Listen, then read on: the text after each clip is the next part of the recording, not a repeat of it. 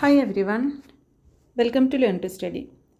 Calicut university third semester BBA financial മാനേജ്മെൻറ്റിൻ്റെ previous year question പേപ്പറിലെ part A questions അതിൻ്റെ ആൻസേഴ്സാണ് ഇവിടെ എക്സ്പ്ലെയിൻ ചെയ്യാനായിട്ട് ഉദ്ദേശിക്കുന്നത്.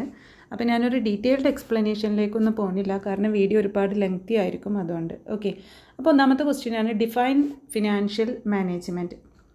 ഫിനാൻഷ്യൽ മാനേജ്മെൻറ്റ് നമുക്ക് സിംപ്ലി ഫിനാൻഷ്യൽ മാനേജ്മെൻറ്റിനെ മാനേജ്മെൻറ്റ് ഓഫ് ഫിനാൻസ് എന്ന് പറയാം. That is financial management refers to raising of funds and their effective utilisation in order to achieve the overall objectives of the firm.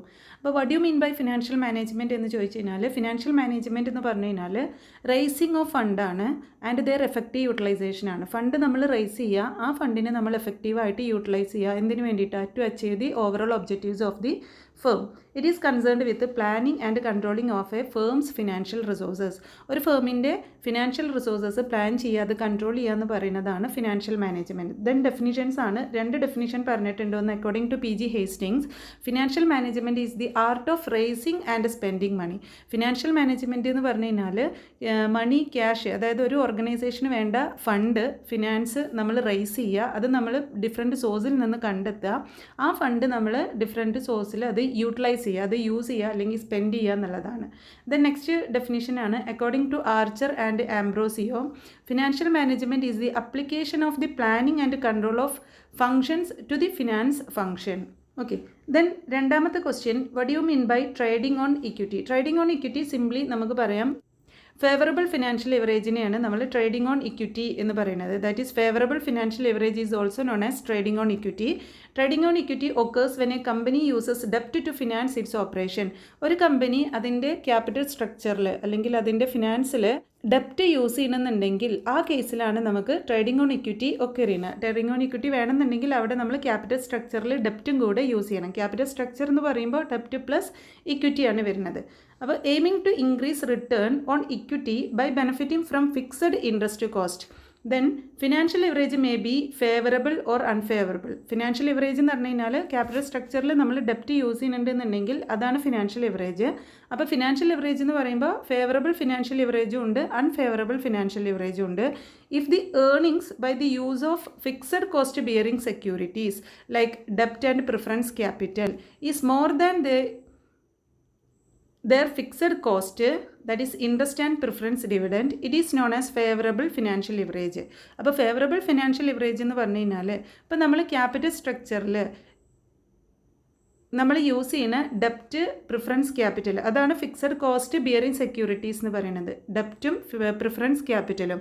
അപ്പോൾ ഈ ഡെപ്റ്റും preference ക്യാപിറ്റലും നമ്മൾ use ചെയ്തിട്ട് നമുക്ക് കിട്ടുന്ന ഇൻകം, അതായത് അതിൽ ഡെപ്റ്റ് യൂസ് ചെയ്യുമ്പോൾ നമുക്ക് കിട്ടുന്ന ഇൻട്രസ്റ്റും പ്രിഫറൻസ് ക്യാപിറ്റൽ യൂസ് ചെയ്യുമ്പോൾ നമുക്ക് കിട്ടുന്ന പ്രിഫറൻസ് ഡിവിഡൻറ്റും ഈ കോസ്റ്റിനേക്കാൾ കൂടുതലാണെങ്കിൽ അവിടെ ഫിനാൻഷ്യൽ ലിവറേജ് ഉണ്ട് എന്നാണ് അർത്ഥം. അപ്പോൾ ഫേവറബിൾ ഫിനാൻഷ്യൽ ലിവറേജ് ആണ് ട്രേഡിംഗ് ഓൺ ഇക്വിറ്റി എന്ന് പറയുന്നത്.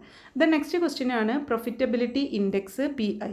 പ്രൊഫിറ്റബിലിറ്റി ഇൻഡെക്സിന് ഡിസ്കൗണ്ട് ബെനിഫിറ്റ് കോസ്റ്റ് റേഷ്യോ എന്നും കൂടെ പറയുന്നുണ്ട്. Profitability index is a ratio that measures the value created per unit of investment. Okay, then it is calculated as the present value of future cash inflow divided by the initial investment cost. അതാണ് ഇവിടെ കൊടുത്തിട്ടുള്ള ഒരു equation. That is profitability index is equal to present value of cash inflow divided by present value of cash outflow. അല്ലെങ്കിൽ നമുക്ക് എങ്ങനെ പറയാം, profitability index is equal to NPV divided by present value of outflows. Present value of ഔട്ട്ഫ്ലോനെ നമ്മൾ investment എന്നാണ് പറയുന്നത്. Okay, investment തന്നെയാണ് present value of cash outflow എന്ന് പറയുന്നത്. ദെൻ നെക്സ്റ്റ് ക്വസ്റ്റ്യൻ ആണ് what you mean by sweat equity. Sweat equity refers to ownership interest or shares granted to individuals who contribute labour skill or expertise instead of cash investment. അപ്പോൾ the next question ആണ് under capitalisation. Capitalisation എന്ന് പറയുമ്പോൾ over ക്യാപിറ്റലൈസേഷനും ഉണ്ട്, then under ക്യാപിറ്റലൈസേഷനും ഉണ്ട്. Over capitalisation എന്ന് പറഞ്ഞു കഴിഞ്ഞാൽ നമ്മൾ കമ്പനിക്ക് ആവശ്യത്തിൽ കൂടുതൽ ക്യാപിറ്റൽ നമ്മൾ റൈസ് ചെയ്ത് അല്ലെങ്കിൽ അത് നമ്മൾ അവിടെ സേവ് ചെയ്ത് വെക്കുന്നതാണ് ഓവർ ക്യാപിറ്റലൈസേഷൻ. അണ്ടർ ക്യാപിറ്റലൈസേഷൻ എന്ന് പറഞ്ഞാൽ ആവശ്യത്തിന് പോലും ഇല്ലാത്ത ക്യാപിറ്റലാണ് അണ്ടർ ക്യാപിറ്റലൈസേഷൻ. അപ്പോൾ under capitalisation occurs when a company's capital is insufficient to support its operation resulting in higher return due to limited number of shares. Okay, അപ്പോൾ ഇൻസഫിഷ്യൻ്റ് ആയിട്ടുള്ള ക്യാപിറ്റലാണ് അണ്ടർ ക്യാപിറ്റലൈസേഷൻ. ഓവർ ക്യാപിറ്റലൈസേഷൻ എന്ന് പറയുമ്പോൾ നമുക്ക് sufficient ആയിട്ടുള്ള ക്യാപിറ്റലിനേക്കാൾ കൂടുതൽ വെക്കുന്നത്. ദെൻ നെക്സ്റ്റ് ക്വസ്റ്റ്യൻ ആണ് dividend pay out ratio. This ratio measures the proportion of net income distributed to shareholders as dividend. It is calculated as dividend payout ratio is equal to dividend divided by net income into 100. അപ്പോൾ dividend payout ratio എന്ന് പറഞ്ഞു കഴിഞ്ഞാൽ proportion of net income distributed to share holders as dividend. അതായത് നമ്മൾ net ഇൻകത്തിൽ നിന്നും എത്ര percentage ആണ് അല്ലെങ്കിൽ അതിൻ്റെ എത്ര ശതമാനമാണ് നമ്മൾ ഷെയർ ഹോൾഡേഴ്സിന് ഡിവിഡൻ്റായിട്ട് ഡിസ്ട്രിബ്യൂട്ട് ചെയ്തിട്ടുള്ളത്, അതിൻ്റെ റേഷ്യോ കാൽക്കുലേറ്റ് ചെയ്യുന്നതാണ് dividend pay out ratio. Then next question ആണ് കമ്പൈൻഡ് ലിവറേജ്. കമ്പൈൻഡ് ലിവറേജ് ഞാൻ പാർട്ട് 1 ഡീറ്റെയിൽ ആയിട്ട് പറഞ്ഞിട്ടുണ്ട് കമ്പൈൻഡ് ലിവറേജ് എന്താണെന്നുള്ളത്. അപ്പോൾ combined leverage C L calculate ചെയ്യാനുള്ള ഇക്വേഷനാണ് operating leverage into financial leverage എന്ന് പറയുന്നത്. Combined leverage measures the impact of both operating leverage and financial leverage on a company's earnings. ഒരു കമ്പനീൻ്റെ ഏർണിങ്സിൻ്റെ മുകളിൽ ഓപ്പറേറ്റിംഗ് ലിവറേജിൻ്റെയും ഫിനാൻഷ്യൽ ലിവറേജിൻ്റെയും ഇമ്പാക്റ്റ് മെഷർ ചെയ്യാനാണ് നമ്മൾ കമ്പൈൻഡ് ലിവറേജ് അപ്ലൈ ചെയ്യുന്നത്.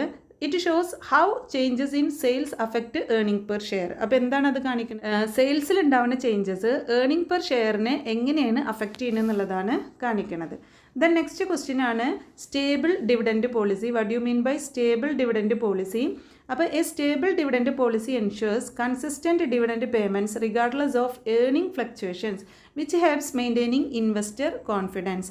ദെൻ നെക്സ്റ്റ് ക്വസ്റ്റ്യൻ ആണ് VED analysis, that is VED analysis. VED analysis എന്ന് പറയുന്നത് മെത്തേഡ്സ് ഓഫ് സ്റ്റോക്ക് കൺട്രോൾ ആണ്. സ്റ്റോക്ക് കൺട്രോൾ ചെയ്യാനുള്ള ടെക്നിക്സ് അല്ലെങ്കിൽ മെത്തേഡ്സ് ആണ് നമുക്ക് എന്ത് പറയുന്നത്, അതായത് സ്റ്റോക്കിൻ്റെ അപ്പോൾ അതിൽ ഡിഫറെൻറ്റ് മെത്തേഡ്സ് വരുന്നുണ്ട്. അതായത് ABC analysis, wed analysis, just in time manufacturing analysis. അപ്പോൾ ഇങ്ങനെ ഒരുപാട് അനലൈസുകൾ ഇതിൽ വരുന്നുണ്ട്. അതൊക്കെ വളരെ ഇമ്പോർട്ടൻ്റ് ആണ് മെത്തേഡ്സ്, എക്സാമിന് ചോദിക്കുന്ന ക്വസ്റ്റ്യൻ ആണ്. അപ്പോൾ VED എന്ന് പറഞ്ഞു കഴിഞ്ഞാൽ എന്താണ്? V stands for vital, E essential and D desirable. VED analysis classifies inventory items based on their importance. അപ്പോൾ ഇമ്പോർട്ടൻസിനനുസരിച്ചിട്ട് ഇൻവെൻട്രീനെ നമ്മൾ വൈറ്റൽ, എസെൻഷ്യൽ, ഡിസൈറബിൾ എന്ന് പറഞ്ഞ് ക്ലാസിഫൈ ചെയ്യും. എന്നിട്ട് അതിനെ നമ്മൾ കൺട്രോൾ ചെയ്യും. ആ ഇൻവെൻട്രി നമ്മൾ യൂസ് ചെയ്യുന്നത് കൺട്രോൾ ചെയ്യും.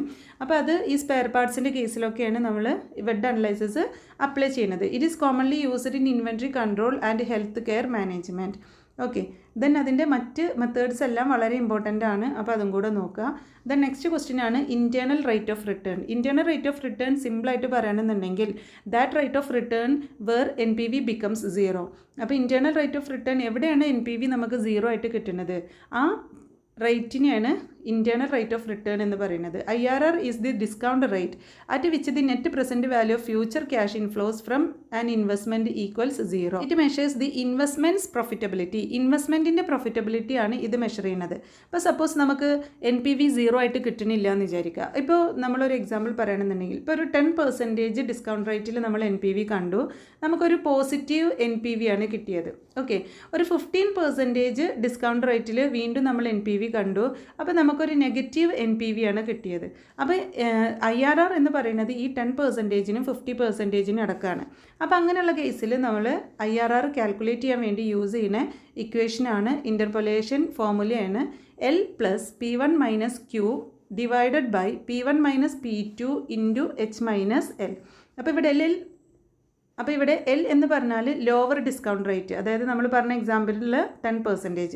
H എന്ന് പറഞ്ഞു കഴിഞ്ഞാൽ ഹയർ ഡിസ്കൗണ്ട് റേറ്റ്, അതായത് 15%. ഓക്കെ, P1 എന്ന് പറയുമ്പോൾ present value at lower rate, P2 എന്ന് പറയുമ്പോൾ present value at higher rate, Q എന്ന് പറയുന്നത് നെറ്റ് ക്യാഷ് ഔട്ട്ലേ. ഓക്കെ, അപ്പോൾ ഇത് വെച്ചിട്ട് നമുക്ക് കാൽക്കുലേറ്റ് ചെയ്ത് കഴിഞ്ഞ് കഴിഞ്ഞാൽ IRR കിട്ടും. ആ IRR എന്ന് പറയുന്നത് ഇൻ ബിറ്റ്വീൻ 10% ആൻഡ് 15% ആയിരിക്കും. അതാണ് IRR. ദെൻ നെക്സ്റ്റ് ക്വസ്റ്റ്യൻ ആണ് weighted average cost of capital, WACC. WACC represents the average rate of return required by a company's investors, weighted according to the proportion of equity and debt in the capital structure. അപ്പോൾ weighted average capital നമുക്ക് calculate ചെയ്യണമെന്നുണ്ടെങ്കിൽ ഓരോ ഇൻഡിവിജ്വലിൻ്റെയും cost of capital നമ്മൾ find out ചെയ്തിട്ട് ലാസ്റ്റാണ് weighted average cost of capital calculate ചെയ്യുക. അപ്പോൾ അതിൻ്റെ കമ്പ്യൂട്ടേഷൻ ഇവിടെ തന്നിട്ടുണ്ട്. അപ്പം once the cost of individual funds are calculated and their weights are determined. അപ്പോൾ ബുക്ക് വാല്യൂ വെയ്റ്റും അല്ലെങ്കിൽ മാർക്കറ്റ് വാല്യൂ വെയ്റ്റ് ഏതെങ്കിലും ഒരു വെയ്റ്റ് നമ്മൾ കാൽക്കുലേറ്റ് ചെയ്യണം. ദെൻ അതിന് ശേഷം നമ്മൾ എന്ത് ചെയ്യണം, ഈ ഇക്വേഷൻ ഷോർട്ട് കട്ട് ഫോർമുല നമ്മൾ അപ്ലൈ ചെയ്യണം. അപ്പോൾ ഷോർട്ട് കട്ട് ഫോർമുല എന്ന് പറയുന്നത് KO is equal to KD WD plus KP WP plus KE WE divided by WD plus WP plus WE. KO എന്ന് പറയുന്നത് ഓവറോൾ കോസ്റ്റ് ഓഫ് ക്യാപിറ്റൽ. വാക്കിന് പറയുന്ന മറ്റൊരു പേരാണ് overall cost of capital. KD എന്ന് പറയുമ്പോൾ കോസ്റ്റ് ഓഫ് ഡെപ്റ്റിൻ്റെ weight plus cost of പ്രിഫറൻസിൻ്റെ വെയ്റ്റ് പ്ലസ് കോസ്റ്റ് ഓഫ് ഇക്വിറ്റീൻ്റെ വെയ്റ്റ് പ്ലസ് പ്ലസ് ഡിബെഞ്ചറിൻ്റെ വെയ്റ്റ് പ്ലസ് പ്രിഫറൻസിൻ്റെ വെയ്റ്റ് പ്ലസ് ഇക്വിറ്റീൻ്റെ വെയ്റ്റ്. അതാണ് ഈ പറഞ്ഞിട്ടുള്ളത്. നെക്സ്റ്റ് ക്വസ്റ്റ്യൻ ആണ് റീറ്റെയിൻഡ് ഏർണിങ്സ്. റീറ്റെയിൻഡ് ഏർണിങ്സ് എന്ന് പറഞ്ഞു കഴിഞ്ഞാൽ കമ്പനീൻ്റെ പ്രോഫിറ്റിൻ്റെ ഒരു ഭാഗം, അപ്പോൾ ഫുൾ പോർഷനും ഡിവിഡൻ്റായിട്ട് നമ്മൾ ഡിസ്ട്രിബ്യൂട്ട് ചെയ്യാതെ കമ്പനി അതിൻ്റെ പ്രോഫിറ്റിൻ്റെ കുറച്ച് ഭാഗം കമ്പനീൻ്റെ ഫർദർ ഡെവലപ്മെൻറ്റിനും അല്ലെങ്കിൽ എന്തെങ്കിലും ഒരു അത്യാവശ്യം വരുമ്പോൾ മീറ്റ് ചെയ്യാനൊക്കെ വേണ്ടിയിട്ട് കമ്പനിയിൽ തന്നെ സൂക്ഷിക്കും. അപ്പോൾ ആ പോർഷൻ ഓഫ് പ്രോഫിറ്റിനെയാണ് നമ്മൾ റീറ്റെയിൻഡ് ഏർണിങ്സ് എന്ന് പറയുന്നത്. Retained earnings are the portion of net income not distributed as dividend but reinvested in the business to support growth and operations. Next പറയുന്നത് ക്യാപിറ്റൽ സ്ട്രക്ചറാണ്. ക്യാപിറ്റൽ സ്ട്രക്ചർ എന്ന് പറഞ്ഞാൽ ഒരു ഓർഗനൈസേഷൻ്റെ ക്യാപിറ്റലിൻ്റെ ഘടന. ഫിനാൻഷ്യൽ സ്ട്രക്ചറും ക്യാപിറ്റൽ സ്ട്രക്ചറും തമ്മിലുള്ള ഡിഫറൻസ് എക്സാമിന് ചോദിക്കാറുണ്ട്. എന്താണ് ക്യാപിറ്റലൈസേഷൻ എന്ന് എക്സാമിന് ചോദിക്കാറുണ്ട്. എന്താണ് ഒപ്റ്റിമം ക്യാപിറ്റൽ സ്ട്രക്ചർ എന്നും എക്സാമിന് ചോദിക്കാറുണ്ട്. അപ്പോൾ ക്യാപിറ്റലൈസേഷൻ എന്ന് പറഞ്ഞാൽ പല സോഴ്സിൽ നിന്ന് നമ്മൾ ഫണ്ട് സ്വരൂപിച്ച് കിട്ടുന്ന എമൗണ്ടാണ് ക്യാപിറ്റലൈസേഷൻ എന്നുള്ളതുകൊണ്ട് ഉദ്ദേശിക്കുന്നത്.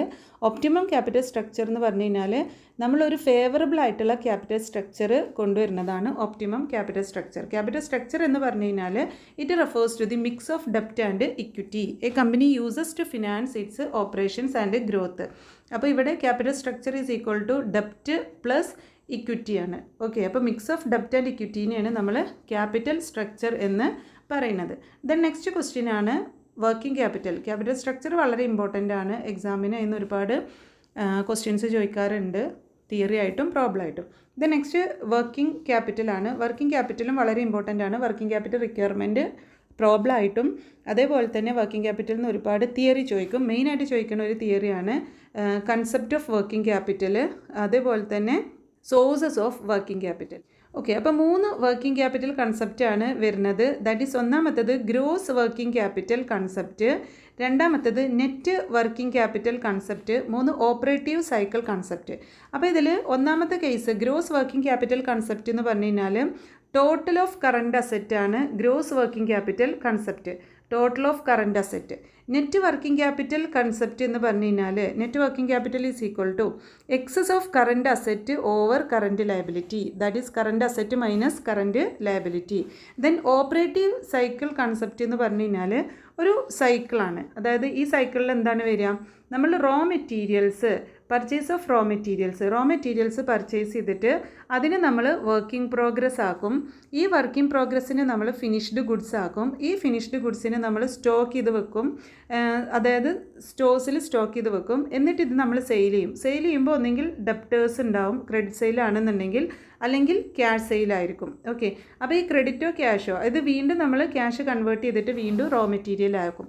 അപ്പോൾ ഇങ്ങനെ വരുന്ന, അതായത് ഒരു റോ മെറ്റീരിയലിന് നമ്മൾ വർക്കിംഗ് പ്രോഗ്രസ് ആയിട്ട് ഫിനിഷ്ഡ് ഗുഡ്സ് ആയിട്ട് അതിനെ സെയിൽ ചെയ്ത് ക്യാഷായിട്ട് കൺവേർട്ട് ചെയ്യാൻ എടുക്കുന്ന ആ ഒരു സൈക്കിളിന് വരുന്ന ടൈം അല്ലെങ്കിൽ അതിൻ്റെ ഒരു ടൈം പീരിയഡാണ് എന്ത് പറയുന്നത് ഓപ്പറേറ്റിംഗ് സൈക്കിൾ കൺസെപ്റ്റ് എന്നുള്ളതുകൊണ്ട് ഉദ്ദേശിക്കുന്നത്.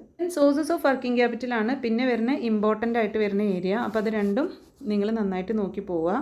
അപ്പോൾ ഇവിടെ വർക്കിംഗ് ക്യാപിറ്റൽ എന്ന് പറയുമ്പോൾ working capital is the difference between current asset and current liability. Current അസറ്റും കറണ്ട് ലയബിലിറ്റിയും തമ്മിലുള്ള ഡിഫറൻസ് ആണ് വർക്കിംഗ് ക്യാപിറ്റൽ. ഏത് working capital? Net working capital. Okay, നമ്മൾ കോമൺ ആയിട്ട് വർക്കിംഗ് ക്യാപിറ്റൽ കാൽക്കുലേറ്റ് ചെയ്യാനും ഈ ഒരു ഇക്വേഷനാണ് യൂസ് ചെയ്യുക. ഇനി ഗ്രോസ് വർക്കിംഗ് ക്യാപിറ്റൽ എന്ന് പറഞ്ഞു കഴിഞ്ഞാൽ ടോട്ടൽ ഓഫ് കറണ്ട് അസറ്റ് ആണ്. Okay, represent the company's short-term liquidity and operational efficiency. അപ്പോൾ വർക്കിംഗ് ക്യാപിറ്റൽ കാൽക്കുലേറ്റ് ചെയ്യാനുള്ള ഇക്വേഷനാണ് working capital is equal to current asset minus current liability.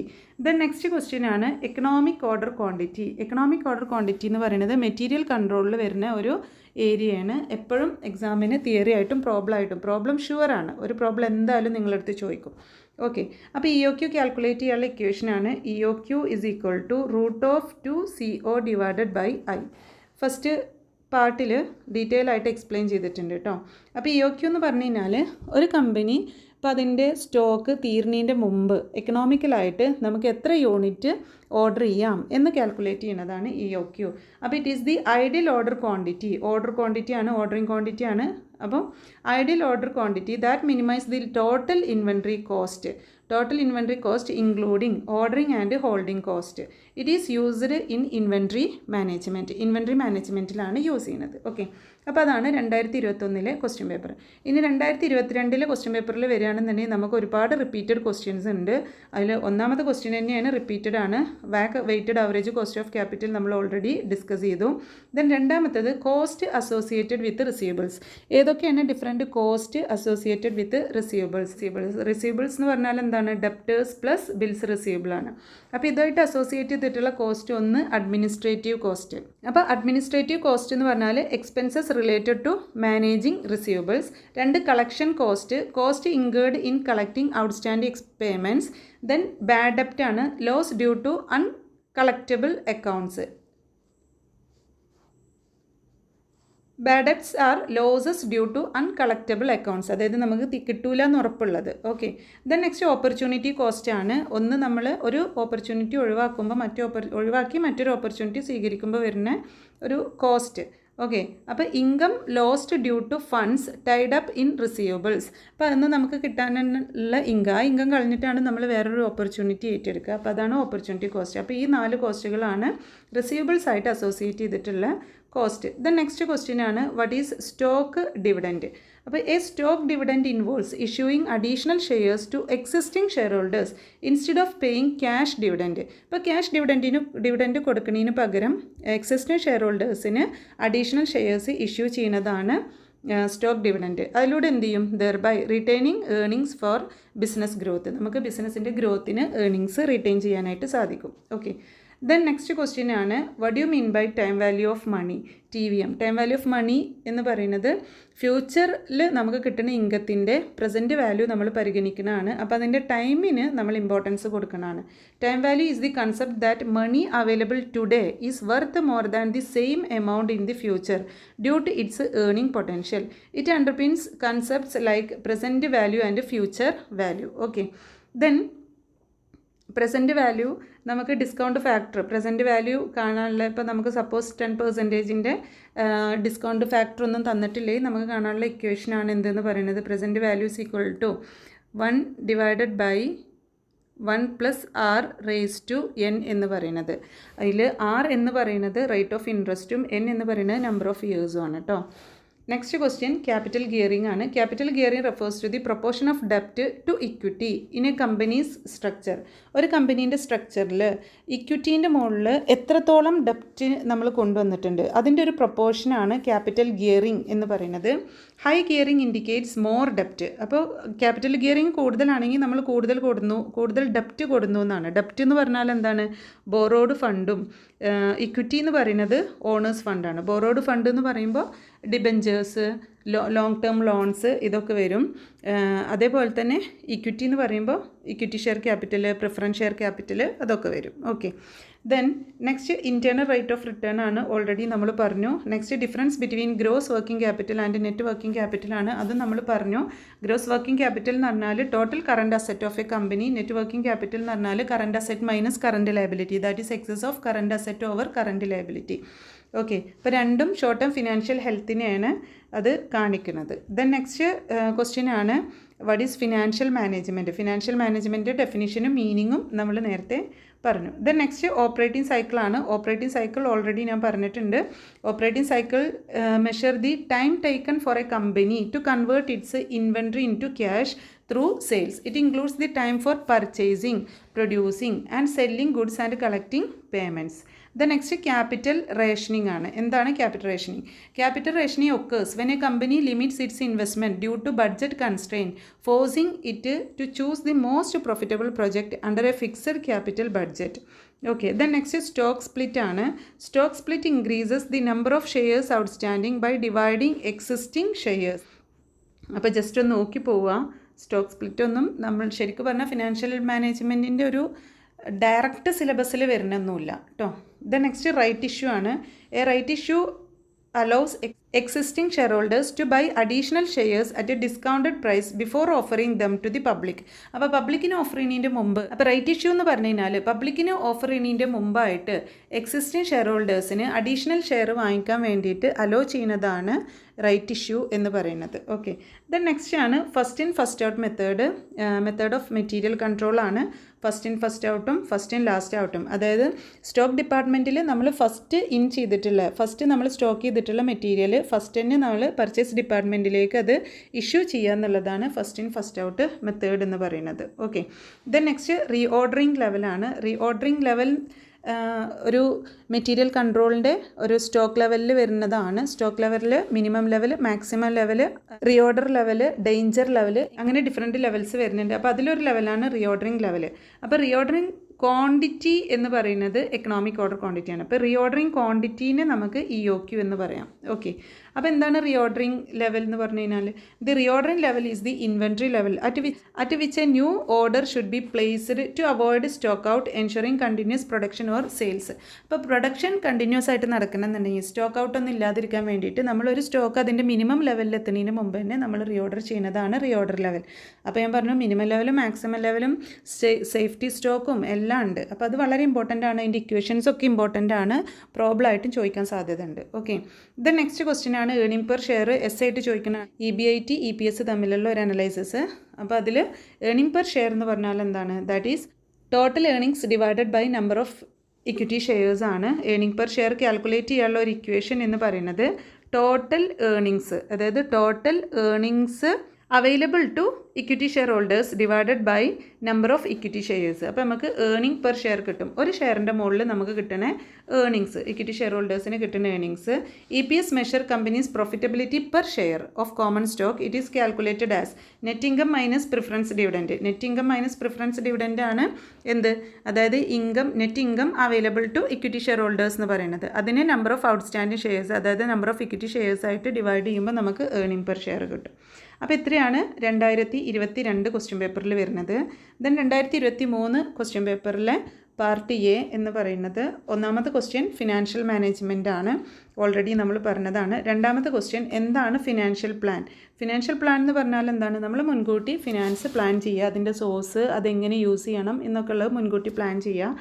അപ്പോൾ financial plan outlines and organisations financial goals, strategy, resources and expected financial outcomes, guiding decision making and resource allocation. Then next question ആണ് gross working capital. Gross working capital നമ്മൾ പറഞ്ഞു. Then next point of indifference ആണ്. The point of indifference is the level of EBIT, earnings before interest and taxes, at which two financing alternatives result in the same EPS, helping in capital structure decision. അത് help ചെയ്യുന്നത് capital structure ഡിസിഷനാണ്. അപ്പം രണ്ട് financing alternative same EPSൽ നിൽക്കുകയാണെന്നുണ്ടെങ്കിൽ അതിന് point of indifference എന്ന് പറയുന്നത്. ദെൻ നെക്സ്റ്റ് നെറ്റ് ഇൻകം തിയറിയാണ്. This theory suggest that company's value increases with a higher proportion of ഡെപ്റ്റ് in capital structure due to the tax shield on interest payment, thereby maximising shareholders wealth. അപ്പോൾ net income തിയറിയിൽ പറയുന്നത് എന്താണ്? Capital സ്ട്രക്ചറിൽ നമ്മൾ higher proportion of ഡെപ്റ്റ് use ചെയ്യുകയാണെന്നുണ്ടെങ്കിൽ value increase ചെയ്യും എന്നാണ് പറയുന്നത്. Then next degree of financial leverage ആണ്. Degree of financial leverage measures the sensitivity of a company's EPS to change in its operating income, that is EBIT. It shows how ഡെപ്റ്റ് influence profitability. ഇനി അത് കാണാനുള്ള equation എന്ന് പറയുന്നത് degree of financial leverage is equal to EBIT divided by EBIT minus interest, that is EBT. Okay, then next cash dividend ആണ്. Cash dividend എന്ന് പറഞ്ഞു കഴിഞ്ഞാൽ a cash dividend is a payment made by a company to its share holders from its profit or returned earnings distributed in cash. അപ്പോൾ cash dividend എന്ന് പറഞ്ഞാൽ എന്താണ്? Company അതിൻ്റെ share ഹോൾഡേഴ്സിന് കമ്പനീൻ്റെ പ്രോഫിറ്റിൽ നിന്നോ റിട്ടേൺഡ് ഏർണിങ്സിൽ നിന്നോ ക്യാഷായിട്ട് ഡിവിഡൻഡ് ഡിസ്ട്രിബ്യൂട്ട് ചെയ്യുന്നതാണ് cash dividend. Then capital budgeting, capital expenditure budget ചെയ്യുന്നതാണ് ക്യാപിറ്റൽ ബഡ്ജറ്റിംഗ് എന്ന് പറയുന്നത്. Capital budgeting is the process of evaluating, selecting long term investment project that are expected to generate returns over time, such as purchasing new equipment or expanding operations. അപ്പോൾ ഒരു ഓർഗനൈസേഷനിൽ നമുക്ക് പുതിയ എക്യുപ്മെൻറ്റ്സോ അല്ലെങ്കിൽ long term അസറ്റുകളൊക്കെ purchase ചെയ്യണമെന്നുണ്ടെങ്കിൽ അതിനെ കുറിച്ചുള്ള decision എടുക്കുന്നതാണ് ക്യാപിറ്റൽ ബഡ്ജറ്റിങ്ങിൽ. അപ്പോൾ capital budgeting long term investment ഡിസിഷന് ബേസ് ചെയ്തിട്ടും working capital management short term investment ഡിസിഷനെ ബേസ് ചെയ്തിട്ടുമാണ്. ഓക്കെ, അപ്പോൾ ഇത് പറയുമ്പോൾ നമുക്ക് ഡിഫറെൻറ്റ് ഡിസിഷൻസ് പറയണം. ഫിനാൻഷ്യൽ മാനേജ്മെൻറ്റിൽ ഡിഫറെൻറ്റ് ഡിസിഷൻസ് വളരെ ഇമ്പോർട്ടൻ്റ് ആണ്. അപ്പോൾ അതിൽ വരുന്ന ഒരു ഡിസിഷനാണ് ഒന്ന് ഫിനാൻസിങ് ഡിസിഷൻ, രണ്ടാമത്തത് ഇൻവെസ്റ്റ്മെൻറ്റ് ഡിസിഷൻ, മൂന്ന് ഡിവിഡൻറ്റ് ഡിസിഷൻ. ഫിനാൻസിങ് ഡിസിഷൻ എന്ന് പറയുമ്പോൾ കമ്പനിക്ക് ആവശ്യമായിട്ടുള്ള ഫണ്ട് ഏതൊക്കെ സോഴ്സിൽ നിന്ന് നമുക്ക് കണ്ടെത്താം എന്നുള്ളതാണ് ഫിനാൻസിങ് ഡിസിഷനിൽ. അതായത് അതിൻ്റെ പ്രൊക്യൂർമെൻറ്റ് ഓഫ് ഫണ്ടാണ് ഏതിൽ വരുന്നത്, ഫിനാൻസിങ് ഡിസിഷനിൽ. അപ്പോൾ ഷോർട്ട് ടേം വർക്കിംഗ് ക്യാപിറ്റലും ലോങ് ടേം വർക്കിംഗ് ക്യാപിറ്റലും എത്ര വേണം, അത് ഏതൊക്കെ സോഴ്സിൽ നിന്ന് കണ്ടെത്തണം എന്നുള്ളതാണ് ഫിനാൻസിങ് ഡിസിഷൻ. ഇൻവെസ്റ്റ്മെൻറ്റ് ഡിസിഷൻ എന്ന് പറഞ്ഞു കഴിഞ്ഞാൽ ഫിനാൻസിങ് ഡിസിഷനിൽ നമ്മൾ കണ്ടെത്തിയിട്ടുള്ള ഫണ്ട് അല്ലെങ്കിൽ റൈസ് ചെയ്തിട്ടുള്ള ഫണ്ട്, നമ്മൾ സ്വരൂപിച്ചിട്ടുള്ള ഫണ്ട്, അത് എങ്ങനെയാണ് ഇൻവെസ്റ്റ് ചെയ്യേണ്ടത്. അതായത് ലോങ് ടേം അസറ്റ് പർച്ചേസ് ചെയ്യാനായിട്ട് നമ്മൾ എത്ര ഇൻവെസ്റ്റ് ചെയ്യണം, ഷോർട്ട് ടേം അസറ്റിലേക്ക് നമ്മൾ എത്ര ഇൻവെസ്റ്റ് ചെയ്യണം. അതായത് ലോങ് ടേം അസറ്റ് എന്ന് പറയുമ്പോൾ ക്യാപിറ്റൽ ബഡ്ജറ്റിംഗ് ആണ്, ഷോർട്ട് ടേം എന്ന് പറയുന്നത് വർക്കിംഗ് ക്യാപിറ്റൽ മാനേജ്മെൻറ്റും ആണ്. ഓക്കെ, അപ്പോൾ അതാണ് ഇൻവെസ്റ്റ്മെൻറ്റ് ഡിസിഷൻ. ഇനി ഡിവിഡൻറ്റ് ഡിസിഷനിൽ നമ്മൾ എടുക്കുന്ന ഡിസിഷൻ എന്താണ്, അതായത് കമ്പനിക്ക് കിട്ടുന്ന ഇൻകത്തിൽ നിന്ന് എത്ര പോർഷനാണ് നമ്മൾ ഷെയർ ഹോൾഡേഴ്സിന് ഡിവിഡൻ്റായിട്ട് കൊടുക്കേണ്ടത്, അതേപോലെ തന്നെ എത്ര പോർഷൻ നമ്മൾ റീറ്റേൺഡ് ഏർണിങ്സ് ആയിട്ട് കീപ്പ് ചെയ്യണം, അത് ഡിസൈഡ് ചെയ്യുന്നതാണ് ഡിവിഡൻറ്റ് ഡിസിഷൻ. അപ്പോൾ ഇതൊക്കെ എക്സാമിന് ഷുവറായിട്ട് ചോദിക്കുന്ന ക്വസ്റ്റ്യൻ ആണ്. ഓക്കെ, അതുപോലെ തന്നെ ക്യാപിറ്റൽ ബഡ്ജറ്റിങ്ങിൻ്റെ പ്രോസസ്സ്, സ്റ്റെപ്സ്, ക്യാപിറ്റൽ ബഡ്ജറ്റിങ്ങിൽ വരുന്ന പ്രോബ്ലംസൊക്കെ വളരെ ഇമ്പോർട്ടൻ്റ് ആണ്. ട്രഡീഷണലും മോഡേൺ മെത്തേഡ്സ് എല്ലാം വളരെ ഇമ്പോർട്ടൻ്റ് ആണ്. Okay, next economic order quantity നമ്മൾ ഓൾറെഡി പറഞ്ഞു. EOQ എന്താണെന്നുള്ളത് അതിൻ്റെ ഇക്വേഷൻ √2CO/I ആണ്. നെക്സ്റ്റ് ക്വസ്റ്റ്യൻ ആണ്. അപ്പോൾ ഇവിടെ എന്താണ് C എന്നൊക്കെ വ്യക്തമായിട്ട് പറഞ്ഞിട്ടുണ്ട്. Annual consumption or usage of material, cost of placing and order, annual carrying storage. അപ്പോൾ അത് ഫസ്റ്റ് പാർട്ടിൽ അതിൻ്റെ പ്രോബ്ലം ഒക്കെ പറയുന്നുണ്ട് കേട്ടോ. Next 10th question capital rationing ആണ്. Capital rationing occurs when a company limited its investment due to budget constrain requirement to prioritize project with the highest return. Then എന്താണ് cost of capital? The cost of capital is the required return that a company must earn to cover the cost of its ഡെപ്റ്റ് and equity financing, saving as a benchmark for investment decision. ചുരുക്കി പറഞ്ഞു കഴിഞ്ഞാൽ ഇപ്പം നമ്മൾ ഇക്വിറ്റിയിലോ അല്ലെങ്കിൽ preference ഷെയറിലോ അല്ലെങ്കിൽ ഡിബെഞ്ചറിലോ ഒക്കെ invest ചെയ്യുമ്പോൾ ആ ഡിബെഞ്ചറിൻ്റെ മുകളിൽ നിന്ന് നമുക്ക് കിട്ടാൻ സാധ്യതയുള്ള ഇൻകം റിട്ടേൺ, അതിൻ്റെ പെർസെൻറ്റേജ് അല്ല ആ റിട്ടേണിനാണ് നമ്മൾ എന്ത് പറയുന്നത്, കോസ്റ്റ് ഓഫ് ക്യാപിറ്റൽ. അപ്പോൾ ഇതിൽ 5 ടൈപ്പ് കോസ്റ്റ് ഓഫ് ക്യാപിറ്റലാണ് വരിക. കോസ്റ്റ് ഓഫ് ഡെപ്റ്റ്, cost of equity capital, cost of preference capital, cost of retained earnings and overall cost of capital. ഈ 5 കാര്യങ്ങളും ഇതിൻ്റെ വളരെ ഇമ്പോർട്ടൻ്റ് ആണ്. തിയറിയും ചോദിക്കുക, പ്രോബ്ലം ചോദിക്കുക. ഓക്കെ, നെക്സ്റ്റ് ലിവറേജ് ആണ്. Leverage refers to using borrowed funds or fixed cost to increase potential return on investment. ഇൻവെസ്റ്റ്മെൻറ്റിൽ നിന്ന് നമുക്ക് റിട്ടേൺ ഇൻക്രീസ് ചെയ്യാൻ വേണ്ടിയിട്ട് നമ്മൾ ക്യാപിറ്റൽ സ്ട്രക്ചറിൽ ബോറോഡ് ഫണ്ട്, അതായത് ഡെപ്റ്റ് അല്ലെങ്കിൽ ഫിക്സഡ് കോസ്റ്റ് യൂസ് ചെയ്യുക എന്നുള്ളതാണ് ലിവറേജ് എന്നുള്ളതുകൊണ്ട് ഉദ്ദേശിക്കുന്നത്. അപ്പോൾ types include operative leverage, financial leverage and combined leverage. Okay, next capital expenditure budget ആണ്, ഓൾറെഡി നമ്മൾ പറഞ്ഞു.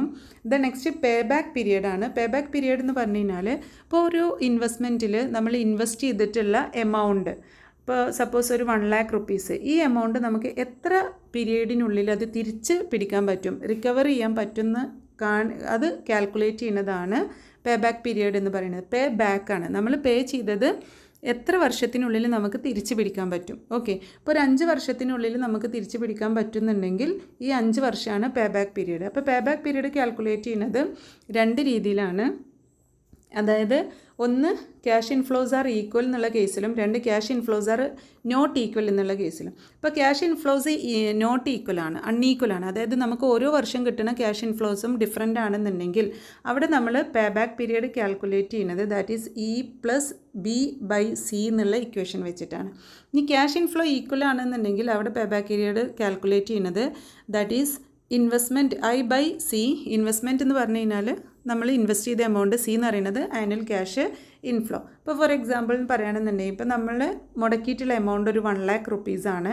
നമുക്ക് ഒരു 20,000 rupees വെച്ചിട്ട് ഓരോ വർഷവും ഇൻകം കിട്ടുന്നുണ്ടെന്നുണ്ടെങ്കിൽ പേ ബാക്ക് പീരിയഡ് എന്ന് പറയുന്നത് 1 lakh ഡിവൈഡഡ് ബൈ 20,000 ആണ്. അപ്പോൾ 1 lakh ഡിവൈഡഡ് ബൈ 20,000 എന്ന് പറയുമ്പോൾ എത്രയാണ് വരിക?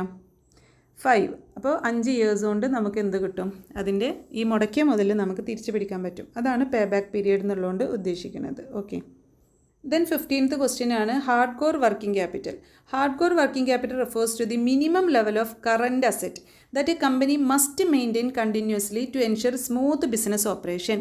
അപ്പോൾ ഒരു ഓർഗനൈസേഷൻ്റെ അല്ലെങ്കിൽ ഒരു ബിസിനസ്സിൻ്റെ ഓപ്പറേഷൻ സ്മൂത്ത് ആക്കാൻ വേണ്ടിയിട്ട് ഒരു കമ്പനി അത് മസ്റ്റായിട്ടും മെയിൻറ്റെയിൻ ചെയ്യേണ്ട കറണ്ട് അസറ്റിൻ്റെ ലെവൽ, അതായത് minimum level of current asset that a company must maintain continuously. അപ്പോൾ നമ്മൾ കണ്ടിന്യൂസ് ആയിട്ട് നിർബന്ധമായിട്ട് നമ്മൾ മെയിൻറ്റെയിൻ ചെയ്യേണ്ട കറണ്ട് അസറ്റിൻ്റെ ലെവലിനെയാണ് ഹാർഡ് കോർ വർക്കിംഗ് ക്യാപിറ്റൽ എന്ന് പറയുന്നത്. അപ്പോൾ ഇത്രയാണ് പാർട്ട് എയിൽ വരുന്ന ക്വസ്റ്റ്യൻസ്. അപ്പോൾ അതിൽ റിപ്പീറ്റഡ് ക്വസ്റ്റ്യൻസ് നമ്മൾ പറഞ്ഞു, അത് ഓൾറെഡി ഫസ്റ്റ് പാർട്ടിൽ നമ്മൾ പറഞ്ഞിട്ടുണ്ട്. അപ്പോൾ ഈ റിപ്പീറ്റഡ് ക്വസ്റ്റ്യൻസിന് പുറമെ നമുക്കിതിൽ വരുന്ന ഇമ്പോർട്ടൻറ്റ് ഏരിയയാണ് ഇപ്പോൾ ഒബ്ജക്റ്റീവ്സ് ഓഫ് ഫിനാൻഷ്യൽ മാനേജ്മെൻറ്റ്, അതേപോലെ തന്നെ അപ്രോച്ചസ് ടു ഫിനാൻഷ്യൽ മാനേജ്മെൻറ്റ്. അപ്പോൾ അപ്രോച്ചസ് ടു ഫിനാൻഷ്യൽ മാനേജ്മെൻറ്റിൽ first approach, second approach, third approach ഉണ്ട്.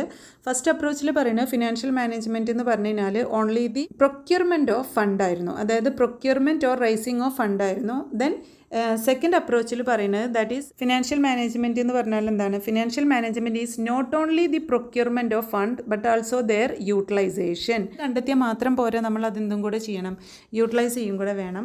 അതേപോലെ തന്നെ ഡിഫറെൻറ്റ് ഡിസിഷൻസ് വളരെ ഇമ്പോർട്ടൻ്റ് ആണ്. Investment decision, financing decision, investment decision, dividend decision. Then working capital വളരെ ഇമ്പോർട്ടൻ്റ് ആണ്. അതിൽ വർക്കിംഗ് ക്യാപിറ്റൽ റിക്വയർമെൻറ്റ്സ് ഇമ്പോർട്ടൻ്റ് ആണ്. അപ്പോൾ അതൊക്കെ നോക്കി വെക്കാം. കോസ്റ്റ് ഓഫ് ക്യാപിറ്റൽ നോക്കുക, ലിവറേജസ് നോക്കുക, അതേപോലെ തന്നെ ക്യാപിറ്റൽ ബഡ്ജറ്റിംഗ് നോക്കുക. എസ് ആയിട്ടൊക്കെ അതൊന്ന് ഒരുപാട് ക്വസ്റ്റ്യൻസ് ഉണ്ടാവും. ഒന്നോ രണ്ടോ തിയറിയോ അല്ലെങ്കിൽ ഒരു തിയറി ക്വസ്റ്റ്യന് എസ് ആയിട്ടുണ്ടാവും. ഓക്കെ, അപ്പോൾ ഈ വീഡിയോ എല്ലാവർക്കും ഉപകാരമായെന്ന് വിചാരിക്കുന്നു. Thank you so much.